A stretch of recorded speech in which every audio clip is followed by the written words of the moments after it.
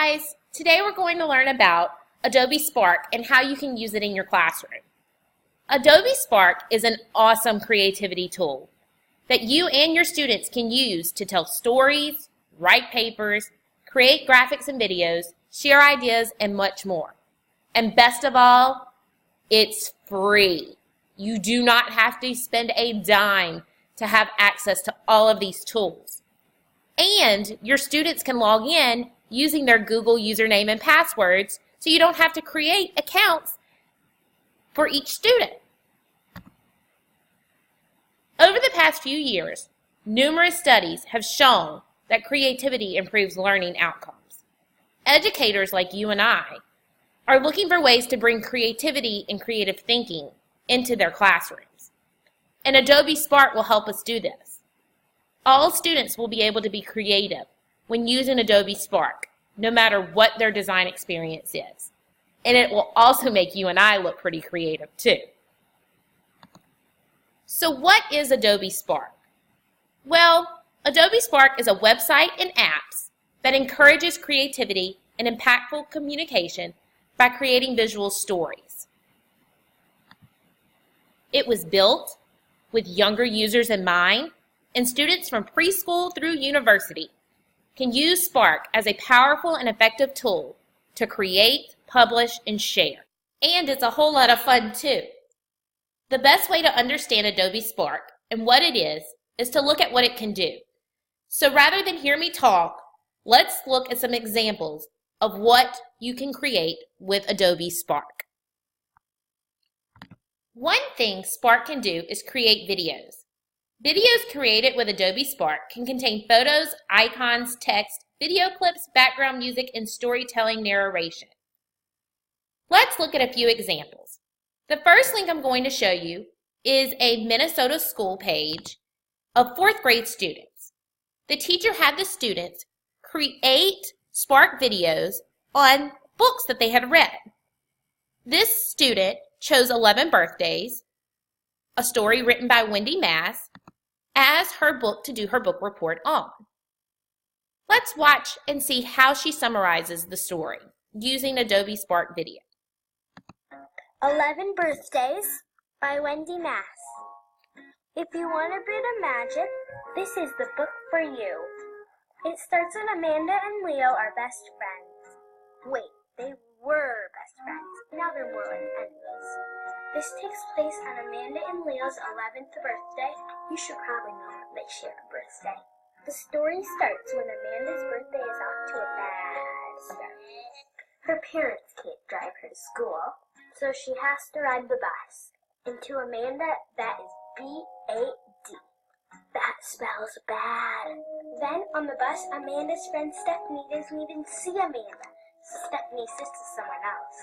So Amanda is having a bad birthday. And Amanda's ex-best friend Leo is having an awesome party with a rock band and everything. Like a real live rock band. And Amanda and Leo still hate each other. Amanda's birthday is so bad, Amanda can't wait for the next day. But there's one problem. The next day is Amanda's birthday all over again. But it was also Leo's birthday all over again too. And the next day after that was Amanda and Leo's birthday again. And after a couple more times of their birthday happening over and over again, they knew something fishy was going on. But is it the old woman Angelina? Because, well, she has a thing with birthdays and she's old. I mean, even the oldest man in town since Angelina was old when he was a kid. Something fishy is definitely happening. You should read this book. Really, read it, like, right now. Don't forget to read this book, or the magic may happen to you. Wasn't that just so cute? I love how her little personality comes out in her storytelling narration and how her icons perfectly tell a summary of the book. And she also had to use her language skills to create her script to use for her storytelling narration. So it's just such a great tool to use when wanting to do a book report. Now let's go back and see how we could possibly use this in like science.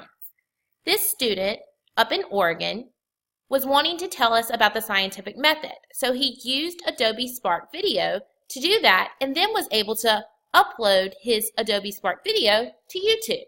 Let's take a look. Hello everyone, here's an introduction to the scientific method. First, you make an observation. An observation can be done by looking around the world. Here are some examples of where you can look to make your observation. You can look around the countryside, in a city, or you can even look around the backyard. The possibilities are endless. When performing an observation, your brain can collect ideas from the environment around you. And then, you can take those ideas and form them into a question. Once you make your question, try thinking hard about it. And then, when you think hard enough, you create a hypothesis.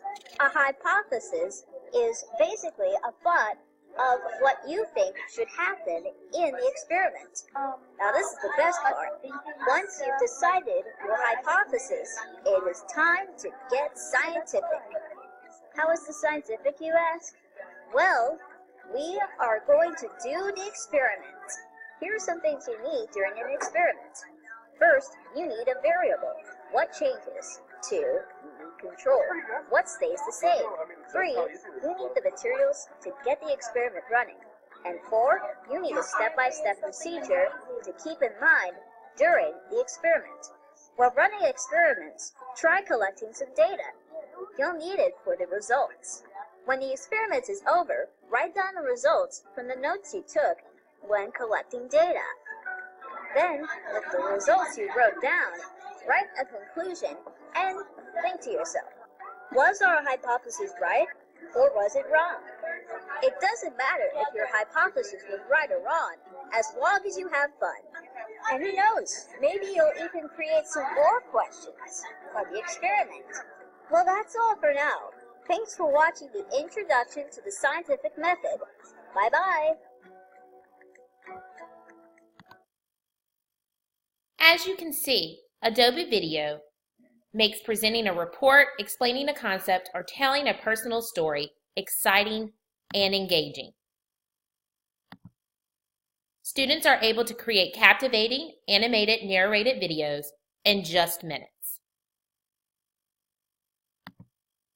Now that you have seen examples of stories and ideas shared as videos, let's take a look at how Spark can allow students to tell longer stories as web pages. Adobe Spark pages are web stories that are longer in content and can be viewed in any web browser. Web pages can contain text, photos, videos, and links to external pages or sites. Let's take a look at a few examples.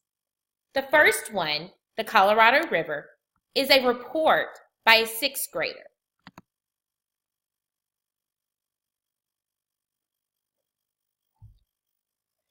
She got her pictures from Adobe Spark, or she uploaded them herself. She had already researched the information that she wanted to give, so you would still outline it just as you would if you wanted your students to do like a poster board or something like that. Instead of putting it on the board, they would put it on the web page. Notice the transitioning that's happening with the pictures. This is because of a template that is already provided in Adobe Spark pages, so students wouldn't have to know how to do that. And it just makes the presentation look more professional, and we know that our students have completed this because they did it in class and not their parents, which I know is a big issue at your school.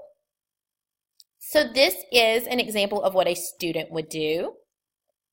Now let's go and look at an example of what a teacher might do. This teacher provided her students with some information about the Supreme Court, and what she did was she uploaded the information, she provided them with pictures, and she might have used this as a way of answering a study guide or an outline or doing a group project where the students were supposed to find certain things. or they could use this as their research when they were wanting to create their own web page. So she was able to embed videos for the students to watch, so she knew what her students were viewing.